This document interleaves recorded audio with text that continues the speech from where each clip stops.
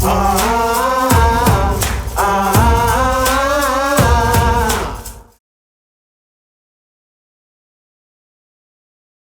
right, so I'm sure we've all been waiting for this panel. It's going to be the best, and of course I'm biased because I'm the one moderating it. Hello everyone, my name's Mohanty. I'm the CEO of Bloom Money. And I'm actually not an expert in any way in the identity space, so I very much look forward to being schooled during this session. But it is something that is very dear to my heart and something I'm personally very interested in, and something that as I've been building Bloom Money with my team, we've come across many times a lot of the themes that we're going to touch on today. So without further ado, this panel is Trust, Transparency, and Digital Identity for All Citizens 101. If you're here for calculus, you're in the wrong room. Couldn't help myself. I'm delighted to be joined today with Yiannis Theodorou, Head of Digital ID at the Tony Blair Institute for Global Change. How are you, Yiannis? Thank you. Wonderful. And Sahil Shah, who is a fellow at the Atlantic Council. How are you? Doing well. Good to hear. So, we've been having lots of conversations around identity today, and I think it's very exciting to discuss the future of identity, and it's very exciting to talk about the metaverse. Do I get extra points for bringing it up in the first 5 minutes? And Web3 in the future and where we're all headed. But I think something that we often forget to discuss is the inclusion bit and the trust bit, and fundamentally the fact that identity is attached to a human being, which is sometimes easy to forget. So I think a good place to start would be to start when we talk about digital identity. What actually counts as digital identity? I kind of want to set some terms and define some things, right? Because does me having a Facebook account or having a Twitter account where I have a string of random letters and numbers and an egghead avatar, does that count as a digital identity? So I'd love for each of you to actually first define for us, what are we talking about when we say digital identity? So Sahil, do you want to go first? Sure, I'll go first. And I think the issue in that question is that no two people quite have the same definition of digital identity. So I'm almost sure that Yiannis will almost certainly define it in a way differently to the way that I will. However, in saying that, if you look at digital identity sort of more holistically, it encompasses every digital touch point that we have. So it will be that Facebook avatar, it will be your banking services, it may well be healthcare services, as we saw in the panel just previously. And I guess if we shift away from a single digital identity towards multiple digital identities, which is, I guess, often the case equated for a singular person, it's sort of the amalgamation of those for a singular person that creates the digital identity as a whole. Brilliant. Yiannis? Thank you very much. And I think you missed the previous panels because quite a few panelists today described digital identity in different ways. But I think for me, digital ID encompasses the capture, presentation of digital sort of credentials of an individual that can uniquely identify them from beginning to the end of the journey. We could have both functional and foundational types of ID. I think the focus of today's discussion is to talk about foundational ID, sort of not the ones provided by companies. You mentioned Facebook and others, but predominantly the ones that are government issued or recognized, which effectively sort of states your legal status.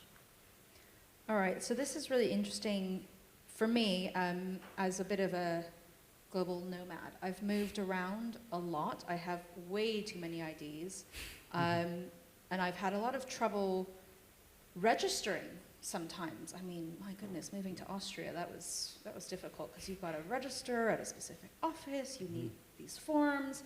And Yiannis and I were speaking earlier about the work that we've done with refugees in the past and how it can be really difficult to identify someone who has come across a border with a piece of identification that might be government issued but not recognized by this government. So maybe to go back to poor old me in Austria, struggling to get an identification card in Austria, what are the current barriers that people are facing to actually obtain a government-issued identity card, as you see it currently? Do you want to start, Yiannis? Yes, sure, of course. And I think just to broaden up the issue, so according to the World Bank, there are 4 billion people with a B, that 1 billion of which don't have any form of ID, and just over 3 billion people who have a physical form of ID that cannot be used in the online or digital space. So that's more than half of the population. So interestingly, the discussions earlier were mostly around how do we make the digital world better, more secure, more trustworthy, but the focus has been for those who are already participating in that world. So the work we do, I think, should focus on the developing world. So regions like Africa, where many millions do not have any form of ID or no digital ID. So how can we sort of enable those countries and those governments to ensure that the population accesses a digital ID that can be used in a digital world? And I'll sort of briefly mention 2 trends that we've seen through COVID. One is the digitalization of more services and transactions, and the realization that in order for individuals to become digital participants in an economy, they have to be able to assert their identities digitally and at a sort of level of assurance that the use case requires. So I think that 4 billion sort of people number is a good context to start with. Now, you mentioned what are some of the challenges or factors leading to exclusion. I would sort of probably capture those in 2 main buckets, if I may. So one is sort of factors that tend to make people unable to access digital IDs, and then it's factors that make them unwilling to access digital IDs. So unable to. So if the first bucket is around sort of things like cost or distance to the nearest enrollment center, especially if you're in a very remote village, low literacy, again, countries with high elderly populations or low levels of education, also cultural and social norms. In many countries we've seen that women particularly tend to face much higher sort of hurdles and barriers to access ID, especially in patriarchal societies. Again, the World Bank found that women are much less likely to have a form of ID than compared to men, by about 15%.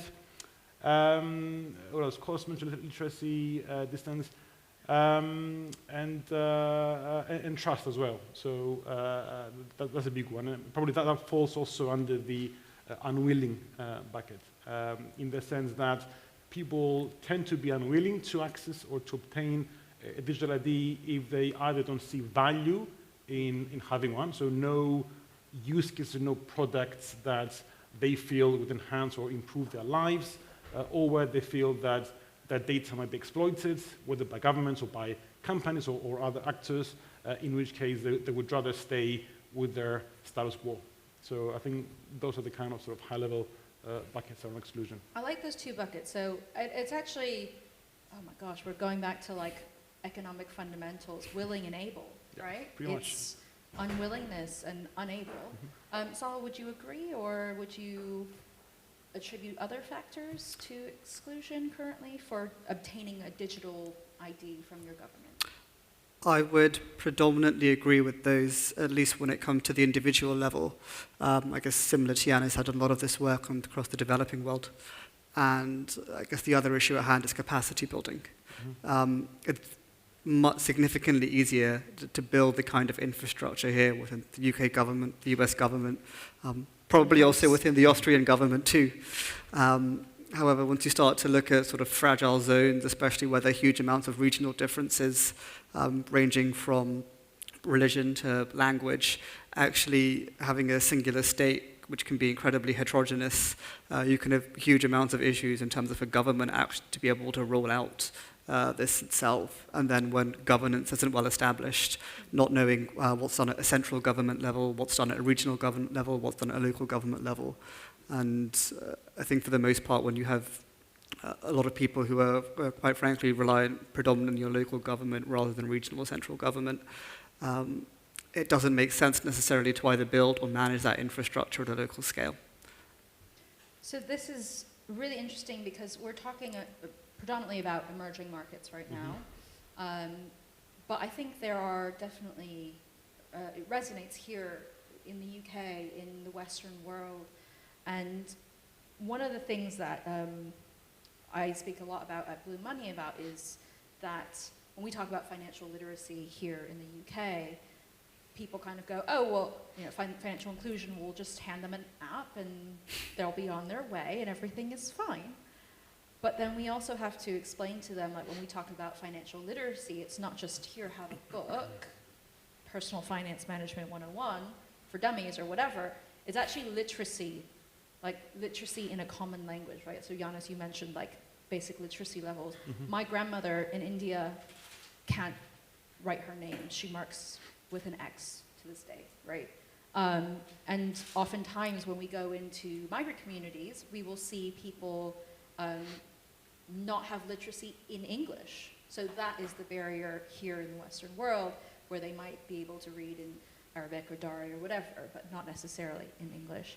So on that point, if we are to think about building digital identity for everyone, what are the considerations that we should take into consideration? What do we need to be thinking about to be customer-centric? We've touched on some of these things like distance. So, you know, maybe it's agency or agent banking or having someone explain something. But Sahil, I'll go to you first. What would you say are the factors we need to have in our mind as we build these digital IDs? I think there are a few, and I guess I'd first focus on accessibility and then move towards trust. So you mentioned India before, and I still found the way they did demonetization particularly fascinating. And sort of one of the things, if we're shifting everyone towards digital identity, as Yiannis said, we live in a world where I guess 1 billion people have no form of identity, 4 billion only have, well, 3 billion only have some form of paper ID. This is not something that can be done overnight. In terms of how do we ensure it's done well, there needs to be a sort of planned transition, and it's something that needs to be monitored as you go along, which again comes back to capacity building and making sure that you are able to go town to town or village to village to make sure that people are signed up. On top of that, a huge part of it, from a consideration standpoint, I guess does come back to education and literacy, both when it comes to sort of consulting which actually languages we might need to have things in, not just the languages that we have, but actually how we word particular questions. When we're designing surveys and multiple choice questions, actually doing the qualitative and the user research to make sure not only is that understood, but people are not misunderstanding them and providing them the wrong type of answers and pretending to understand them. So there's a huge amount of sort of anthropogenic research that needs to be done there too. I guess the other aspect, and I guess you use customer-centric when it comes to the company or commercial states. Trust is the other one, which I think is more interesting once you shift to government IDs, because effectively having a digital ID, which to a certain extent may enable governments to monitor certain activities that you do or do not do. Whether you choose to invest in the digital ID will depend upon your trust in government. And trust in government around the world in many countries is very low, especially central governments. So it's a tricky one in that you're treading a fine line between whether you actually want to enforce digital identity, which can have a whole slew of benefits, whether it's the smallholder farmer that gets better access to finance, to pre-finance his seeds to then plant. But at the same time, if you're seen to be pushing it upon people, it could be very easy for there not to be the take-up and there to be sort of local resistance and pushback. Okay, we're gonna circle back to that. We're gonna put a pin in that one note right there. But Yiannis, I want you to double-click on what you were saying earlier, because you had your two buckets, which I quite like. I'm a visual person. So when you're thinking about accessibility, when you're thinking about creating your ideal version of this digital government ID or whatever issued ID, what are you thinking about in the back of your head? Sure. I mean, your question basically is around how do we achieve user centricity, right? And funnily enough, we recently hosted a roundtable with 8 governments, 8 policymakers from countries that are at different stages of their digital ID journey. It also the Chatham House rule sort of context, but a few insights that are very relevant to your question there. So the key thing that sort of top the list is how do you build trust for the users? And there's no one-size-fits-all approach because different countries have different culture norms and so on. But the first thing is, what can you do to ensure your users trust and would want to sign up to digital ID? So obvious one, legal policy frameworks to ensure that that's a sort of privacy data protection frameworks there as well. But how do you design your system? So you need to ensure that you consult your users, so you are open to hear different views. You understand your users and your citizens, not just the literacy angle, but also in terms of their needs, their expectations, their concerns. As a government, you not just sort of have to ensure you are following developments in the technology, but also on the data governance side. What is it that you need to do to ensure that data and data governance processes are sort of trustworthy and transparent as well to engender trust. So that's the trust element. Then another thing that came about is how do you reach the underserved? So we mentioned refugees, we mentioned women earlier, those with the low levels of literacy and education. And again, we've seen several examples across the developing world that different countries have approached. For example, send teams of people, let's say women for women, to ensure that they can build the capacity and understanding of those kind of groups, help them realize why a digital ID would be important to them, to their lives, and why they should sort of sign up to one. Things like social protection and social payments, we've seen, again, that being a huge demand driver for individuals who are traditionally underserved to be able to want to sign up to an ID. Countries like Pakistan linked social benefits with women head of household, again, to ensure uptake and adoption by women and so on. So probably tons of examples I can give on how different governments have approached the underserved question and issue and ensured that the ones that are at the bottom of the pyramid were able to be reached and become willing and able to access a digital ID. But I think those are probably the key ones. Okay, brilliant. So there's a word that keeps coming up, the big T, trust. And I'm thinking back to my Starling Bank days when at one of these conferences we were discussing trust and how consumers still trust their high street bank, and they trust certain institutions.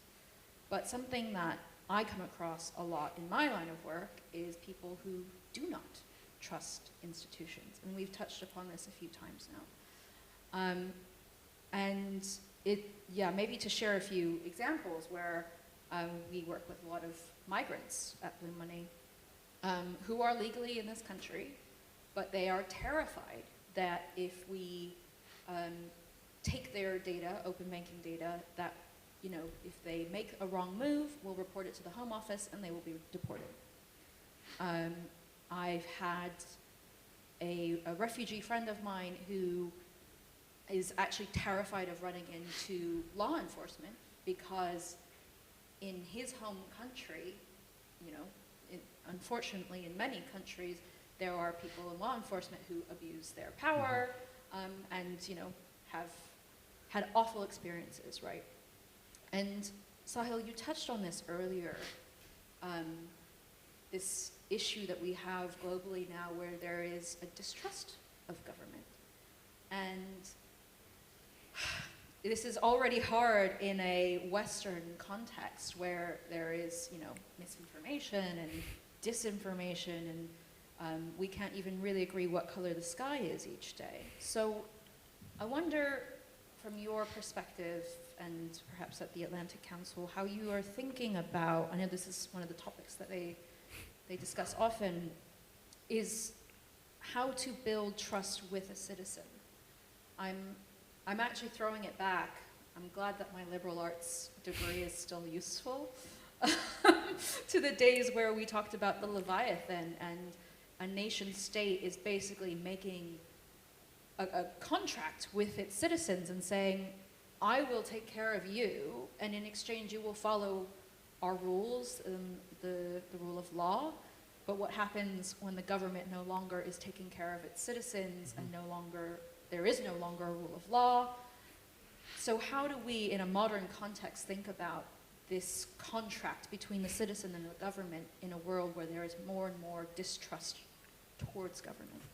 It's a really good question. Very loaded. No pressure.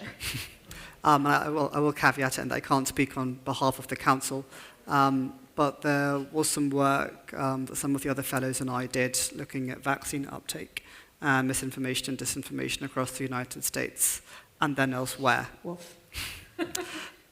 And really, when we're looking at building trust, the first thing to look at are what pre-existing networks of trust are there. And we found a few really interesting things. So I think the first thing I wanted to highlight was faith groups.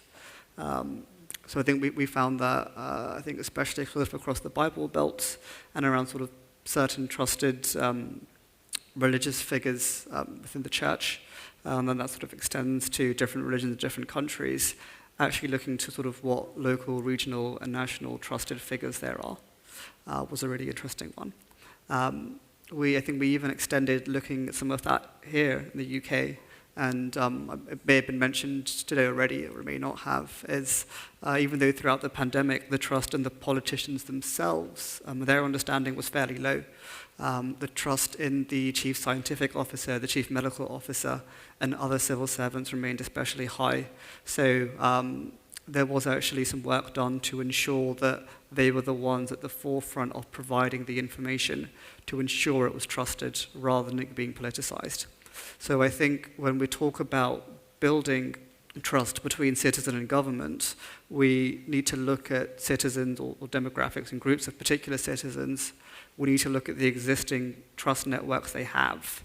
And then we really need to find what those sort of common nodes are that can be leveraged to influence significant numbers of citizens, and in some way or another try to recruit them as ambassadors. There are similar programs out there that work for vaccine nudges across the developing world, where there's significant mistrust of the pharmaceutical industry due to historic clinical trials that have been run. But by analyzing trust networks, and luckily now this is something that we're able to do quite well quantitatively, just given the sheer amount of data that's available publicly, and structuring narrative in the right way. So of course, it's not about providing someone with a counter message to what they believe in, but it's about, I guess, using and leveraging sort of what their beliefs are, what they're generally motivated by, and sort of tapping into those core motivations to get them to undertake the types of actions they want to take. So for one person, they might be motivated by doing the right thing. And actually, it might not necessarily be about the benefits to them, but how it would benefit the country as a whole. For someone else, it could be something else entirely. So I think it's really important that, as I mentioned earlier, sort of we do that stakeholder engagement, you recruit those targeted ambassadors, and at the same time, you do that quantitative data mining to then be able to develop a sort of a holistic and cohesive strategy to start that trust building exercise. I think that's really interesting what you said there, because Yiannis, you talked earlier about value. Mm-hmm. And I think about the number of times I've handed over all of my data for Wi-Fi at the airport. I mean, obviously before the past 2 years, but in those times that was a fair exchange of value. Mm-hmm. Take my data, I need Wi-Fi. You touched on the value and linking things, aligning incentives, if you will, and Pakistan tying the identity to benefit payments or something like that. Is value enough to build trust, do you think? No, the quick answer. So value is enough to get someone interested in at least understanding what or assessing what it would mean for them if they were to A, obtain a digital ID, and secondly, link it to a service. But to obtain trust, you need more than that. I mean, you touched on it on your question, but rule of law, key one. And back to your sort of what you alluded to earlier around countries and how do you ensure trust, especially if the government is autocratic or be seen as not transparent. I think a statement I like is that digital ID will only make governments more efficient at what they do already with ID. So if a government has been using identity to discriminate against a certain minority group, then they'll only become more efficient at doing that with digital ID, right? So we see trust being built in countries where the leaders and the policymakers become or gradually become more transparent in how they use and access that kind of data. So, for example, being clear around the contexts under which law enforcement agencies will be able to access data, right? So, and also, are there any checks and balances on their power to doing so? Can the person go to court to enforce their privacy rights? So, all those questions linked to the rule of law have could determine the level of trust in the system. So value is not enough, but certainly a key driver. And yeah, Pakistan was one example. I mean, I think I could class the various value drivers into two categories, the carrots and the sticks. One of the sticks that I've sort of witnessed in my career is that many countries, probably with the exception of the UK, but many developing countries require users to show an ID, a government-issued ID, when they register for a prepaid SIM card, right? And in the developing world, 90+% of the population use prepaid, not postpaid contract, monthly contract. So that's a huge incentive or stick, if you want, to get people out there, get an ID, so they can then have a SIM card in their own name. And because that SIM card is linked to very frequently to cash transfers or social benefits, then it's to their benefit to actually link the SIM card to their own sort of identity. Even the World Bank in a recent research found that that's the primary driver for individuals to get an ID is that legal requirement to use it for a SIM card in their own name. But yeah, again, it all comes back to what the rule of law is and do individuals see value in having a digital ID and trust the governments or the companies that they share the data with. Okay, so we've kind of spoke about all the different aspects of digital ID, but there was something that you said that made my ears perk up, which was it will allow a government to do what they're already doing more effectively. And I think it was the end of last year that it was announced. Can't have a conversation about government ID without talking about China, right? So it was announced that the CCP was rolling out a digital identity card that would also be linked to biometrics and to track online activity. So I think there's kind of right there an example of what you said. But then you go south to India, and we know that through UPI ID, you've had really interesting use cases tied to payments, where you've got a nice mix between private and public sector. And one of them notably is Google, of course. But then to bring in another tech player just this week, Apple was found to be going around the US and courting various DMVs, Department of Motor Vehicles, who issue state IDs. as part of their digital identity program. And so I wonder, from your perspective, is there, I mean, we know that in government, in the public sector, there's always private sector vendors and all of that, and that's like a well-known fact. But is this a slippery slope right now to have private and public sector interlinked in this way?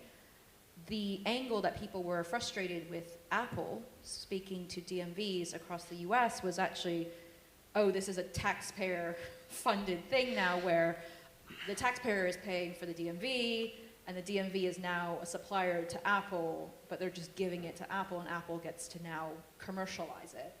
So that's one angle that people are upset. But I wonder, from a wider view, do you have qualms with this kind of big tech or any private sector working with the public sector when it comes to digital identity?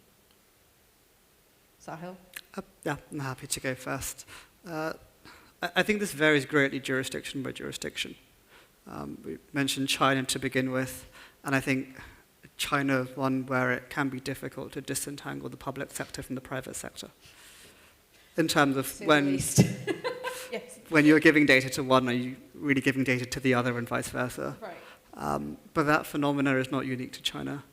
I mean, outside of where you have the EU GDPR, which is probably amongst the best data protection regulation in the world, in most of the world, you don't have those safeguards.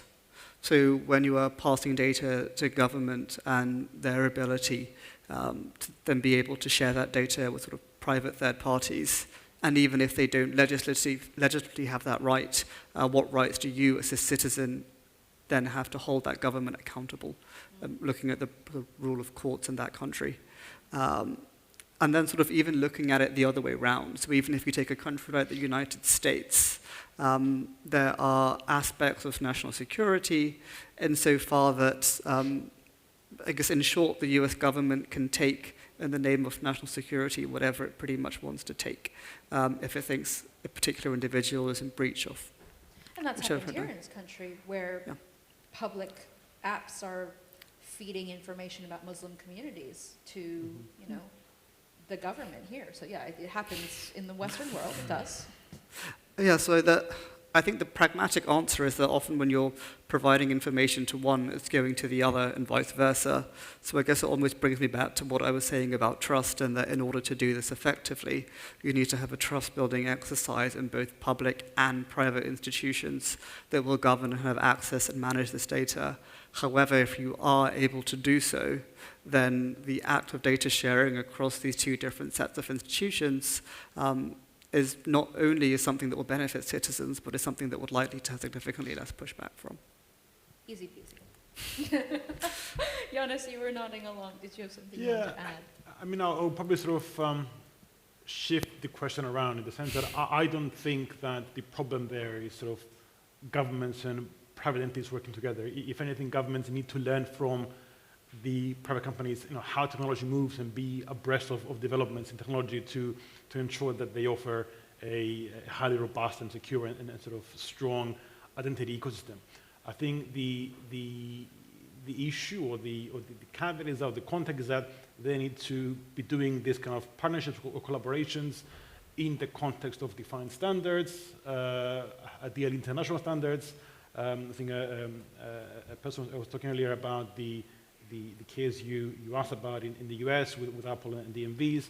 But yeah, as long as there are those international standards and principles in place and the companies and the contracts abide by them, I think then that would not be an issue. And it all comes down to trust, rule of law, standards, and how consumers perceive those kind of contracts and discussions taking place.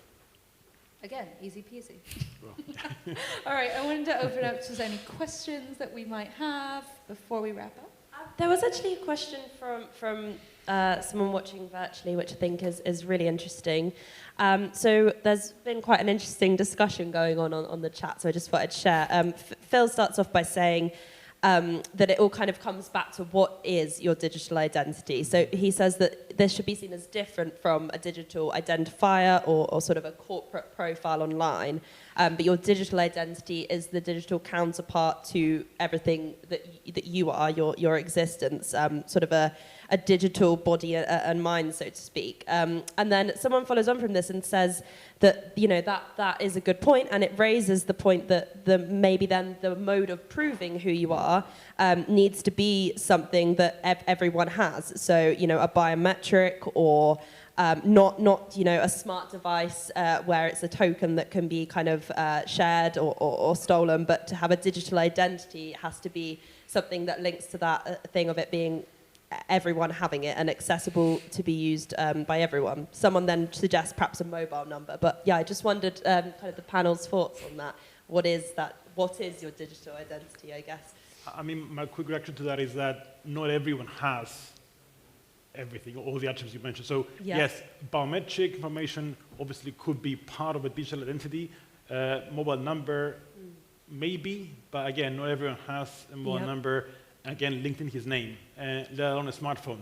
Again, many of the solutions we saw discussed earlier evolved around using your smartphone as a medium through which you can express your identity or even choose what to share, or what credentials to share with others.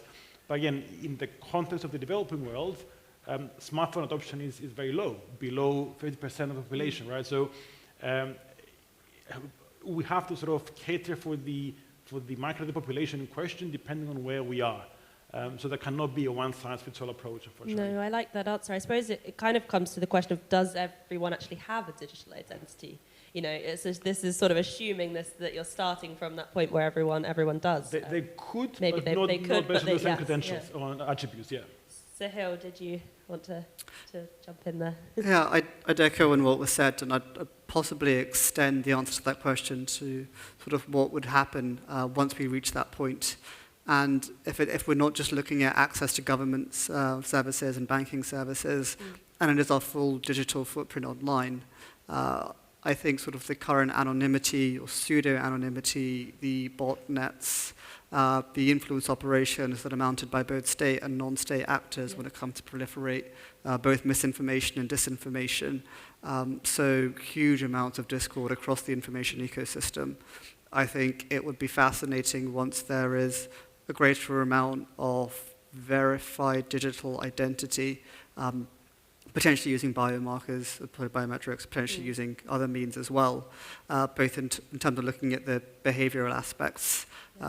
So one, sort of how do people act differently when they're interacting online, if they know they are being monitored or they could be being monitored, or even though they're not being monitored, but this information could be leaked and someone else could find about it. So looking at the precautionary principle, what might people not choose to do? You can look at sort of dissidents in authoritarian states, etc. And then, but looking on the plus of it, you really do have the opportunity that if there are costs involved to spreading misinformation, disinformation, does having a sense of verified ID actually provide you with the potential to, first of all, clean up the information ecosystem?